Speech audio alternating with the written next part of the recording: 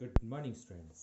प्यारे बच्चों, आज हम शंकु की एक्सरसाइज 17.3 में आगे के क्वेश्चन करना शुरू कर रहे हैं। सबसे पहले हम ले रहे हैं क्वेश्चन नंबर 11। और क्वेश्चन नंबर 11 में ये कहा है कि शंकु के आधार की त्रिज्या जिसे हमने r से प्रदर्शित किया है वो 8 सेंटीमीटर दी हुई है। शंकु की ऊंचाई जिसे हम h से प्रदर्शित करते हैं वो हमें 6 सेंटीमीटर दी हुई है। सबसे पहले इसमें दो तीन बातें हमसे पूछी हैं, जैसे तिर्यक ऊंचाई निकालना है, शंकु का वक्रपृष्ठ निकालना है, शंकु का संपूर्ण पृष्ठ निकालना है और शंकु का आयतन निकालना है। ये चार चीज़ें हमें इस क्वेश्चन में ज्ञात करनी है। ठीक है, तो सबसे पहले हम शंकु की तिर्यक ऊंचाई निकालेंगे जिसे हम एल के द्वारा प्रदर्शित करते हैं। और एल बराबर होता है √h² प्लस आर स्क्वायर।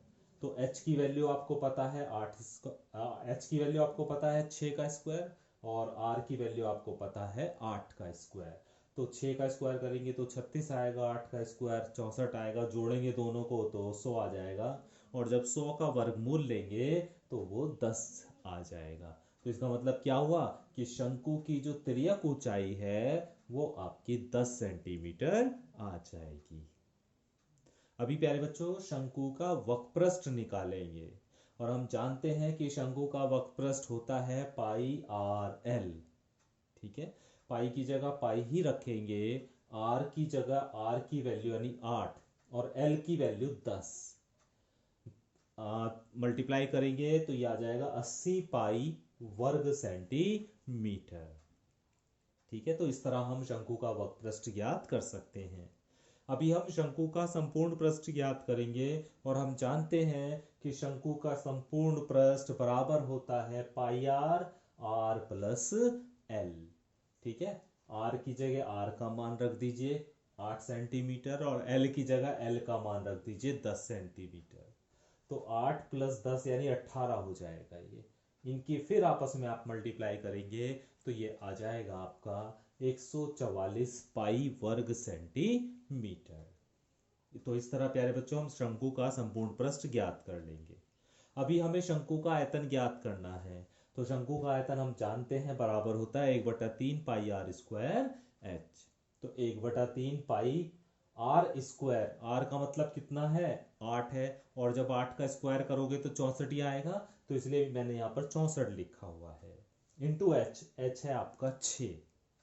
3 से ये 6 को 2 बार कैंसिल किया, अब जो बचा उसकी आपस में गुणा कर ली तो ये आ गया आपका 128 पाई घन सेंटीमीटर। तो प्यारे बच्चों इस तरह हम ये चार चीज़ें इस क्वेश्चन में ज्ञात कर सकते हैं जो कि बहुत ही आसान सी बातें थीं।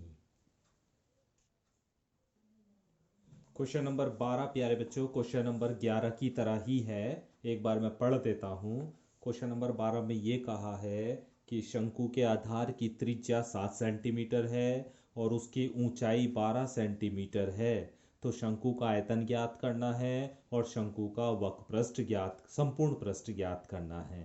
तो बिल्कुल सेम प्यारे बच्चों क्वेश्चन नंबर 11 की तरह होगा। इसमें आपको r का मान और h का मान दिया है। सबसे पहले l का मान निकाल लेना। l का मान कैसे निकलता है ये आपको आता है। ठीक है, और फिर उसके बाद आयतन और उसके बाद संपूर्ण पृष्ठ आप ज्ञात कर सकते हैं।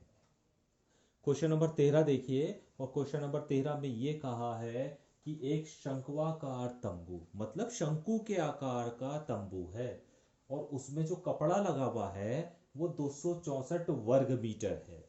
ठीक है, और वो जो शंक्वाकार तंबू है उसकी जो तिर्यक ऊंचाई है एल वो 12 मीटर दी हुई है। हमसे पूछा है कि इस तंबू की ऊर्ध्वाधर ऊंचाई अर्थात एच का मान हमें ज्ञात करना है। ठीक है, तो किस तरह से करेंगे।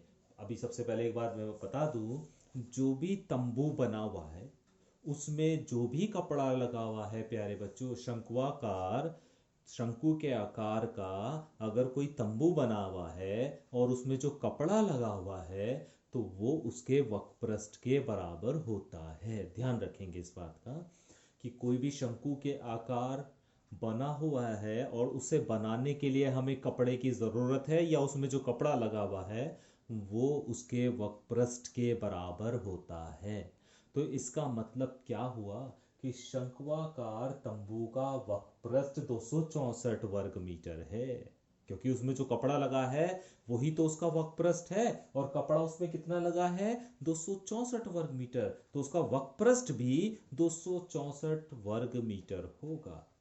और हम जानते हैं शंकु के आकार का तंबू है, तो इसका मतलब एक शंकु है, और शंकु का वक्रपृष्ठ हम जानते हैं पाई आर एल बराबर 264।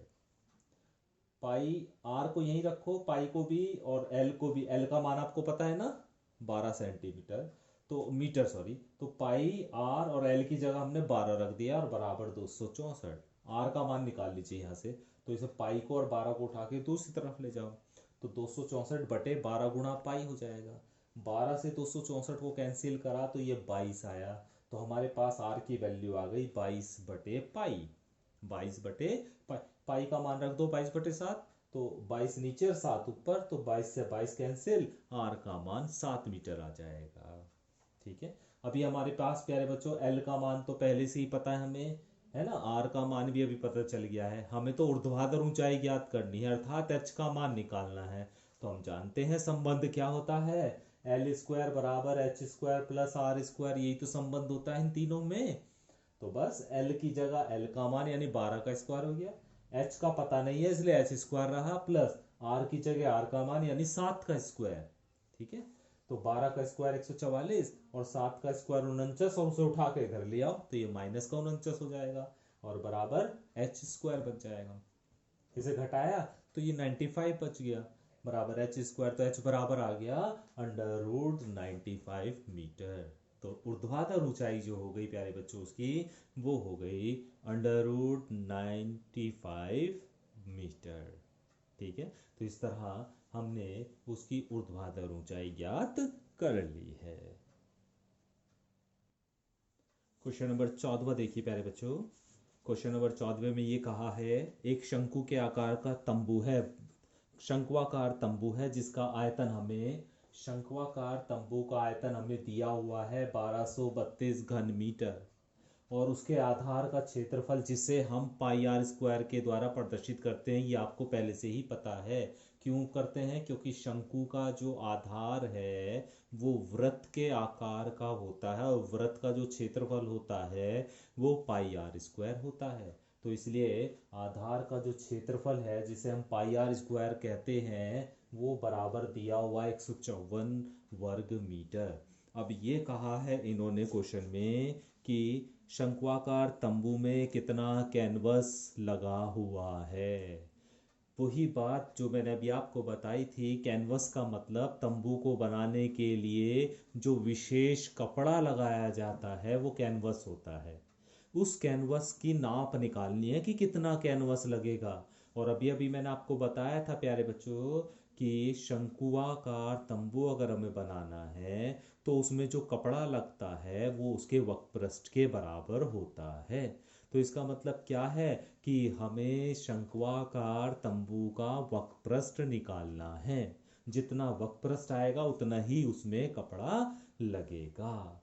ठीक है, तो आइए हम इस पर काम शुरू करते हैं। तो हमें शंक्वाकार तंबू का आयतन दिया हुआ है 1232 घन मीटर, और हम जानते हैं कि शंकु का, शंक्वाकार तंबू का मतलब शंकु के आकार का तंबू, शंकु का आयतन होता है 1/3 पाई आर स्क्वायर एच, और ये बराबर किसके है, 1232 के।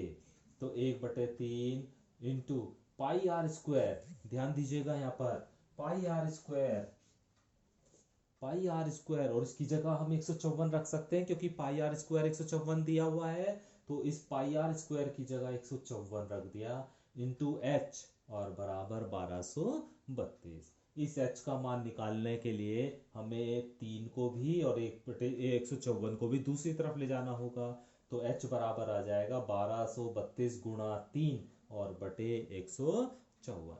11 से इसे कैंसिल कर लीजिए, पहले 2 से कर रखा है हमने, है ना, आप शायद सीधे 11 से आप इसे कैंसिल कर सकते हैं या कैसे भी आपकी मर्जी है। तो 2 से मैंने इसे कैंसिल किया तो 77 आया, 2 से इसे कैंसिल किया तो 616 आया, तो हमारे पास बचा 616 गुणा 3/77। अभी हमने इसे 11 से कैंसिल किया है तो 11 सत्ते 77 और 11 पंजे 60, 11 पंजे 55, 5 और 1 6 बचे, 11 6 66। तो यहाँ पर हमारे पास बच गया 56 गुणा 3/7। 7 से 56 कटा 8 बार, और 8 और 3 की गुणा हो गई 24। तो h का मान जो आ गया प्यारे बच्चों, वो हमारे पास आ गया 24 मीटर। ठीक है, अभी इसके बाद हम जानते हैं हमें पाई आर स्क्वायर कितना दिया हुआ है, 154 दिया हुआ है। भाई पाई आर स्क्वायर कितना दिया हुआ है हमें, 154 दिया हुआ है। इसकी सहायता से हम आर का मान निकालेंगे, और ये काम आप पहले भी कर चुके हो। तो पाई आर स्क्वायर बराबर 154 है, तो आर स्क्वायर बराबर 154 बटे पाई हो जाएगा। अभी पाई का मान रख देंगे 22/7, तो 22 नीचे रह जाएगा, 7 ऊपर चला जाएगा। 22 से 154 को 7 बार काट सकते हैं, तो आर बराबर कितना आ जाएगा, 7 मीटर आ जाए। आर स्क्वायर बराबर 49 आएगा, तो आर बराबर तो 7 मीटर ही तो आएगा। तो आर की वैल्यू प्यारे बच्चों 7 मीटर आ गई। अब चूंकि हमें वक्रपृष्ठ निकालना है, तो ना तो हमें वहां पर एच की जरूरत है, लेकिन वहां पर हमें एल की जरूरत है और आर की जरूरत है। आर तो हम निकाल चुके हैं, एच भी हमने निकाला, लेकिन एच की ज्यादा जरूरत तब पड़ेगी जब हमें एल का मान निकालना है। ठीक है, अब हमें एल का मान निकालना पड़ेगा, क्योंकि जब हम शंकु का वक्रपृष्ठ निकालेंगे तो उसमें तो एल की जरूरत पड़ती है। तो इसलिए सबसे पहले एल का मान निकालेंगे, और हम जानते हैं एल बराबर होता है √h² प्लस आर स्क्वायर, या एल स्क्वायर बराबर h² प्लस आर स्क्वायर, ऐसे भी बोल सकते हो, है ना। तो एल बराबर हो गया √h² plus R square. H की वैल्यू आपको पता है 24 का स्क्वायर, आर की वैल्यू भी निकाली है 7 का स्क्वायर। 24 का स्क्वायर होगा 576, और 7 का स्क्वायर होगा 49। दोनों को जोड़ा तो ये आ गया आपका 625। इसका वर्गमूल लोगे तो प्यारे बच्चों ये आ गया आपका 25। तो एल का मान आ गया 25 मीटर। ठीक है, तो अभी आपको पास एच भी आपको पता चल गया है, आर भी आपको पता चल गया है, एल भी आपको पता चल गया है। अभी जो उसमें कपड़ा लगा हुआ है, तंबू को बनाने के लिए जो कैनवस लगा हुआ है, जो कपड़ा लगा हुआ है, वो वक्रपृष्ठ के बराबर ही तो होगा। इसलिए मैंने लिख दिया, यहाँ पे आप एक लाइन में या अपनी मर्जी से आप एक लाइन आप खुद भी लिख सकते हैं कि शंक्वाकार तंबू को बनाने में लगा कैनवस। तो मैंने लिख दिया शंक्वाकार तंबू का वक्रपृष्ठ निकाल लिया। तो कितना आ गया, पाई आर एल। पाई की मान 22/7, आर का मान 7 और एल का मान 25। 7 से 7 कट गया, दोनों की गुणा कर इतना। तो ये आ गया इसका वक्रपृष्ठ 550 वर्ग मीटर। तो अब एक लाइन में आप लिख दीजिएगा लास्ट में कि शंक्वाकार तंबू को बनाने में लगा कैनवस बराबर 550 वर्ग मीटर। यहाँ पर एक लाइन लिख दीजिएगा लास्ट में कि शंक्वाकार तंबू को बनाने में लगा कैनवस बराबर 550 वर्ग मीटर। ठीक है, तो मुझे उम्मीद है प्यारे बच्चों आज जो आपको क्वेश्चन बताए गए हैं वो क्वेश्चंस आपको अच्छे से समझ में आ गए होंगे। ठीक है, तो इसी तरह आपको 2-2, 3-3 क्वेश्चन, क्योंकि लास्ट टॉपिक है इस चैप्टर का, हमारे गोला हमें नहीं करना है क्योंकि हमारे सिलेबस में नहीं है गोला। तो ये लास्ट टॉपिक है इस चैप्टर का, तो इसलिए थोड़ा सा धीरे धीरे करेंगे, क्योंकि क्वेश्चन में कई चीज़ें आपसे एक साथ पूछी गई हैं। तो इसलिए जितने भी आज क्वेश्चन कराए हैं उन क्वेश्चन की आप प्रैक्टिस करते रहिए। Thank you.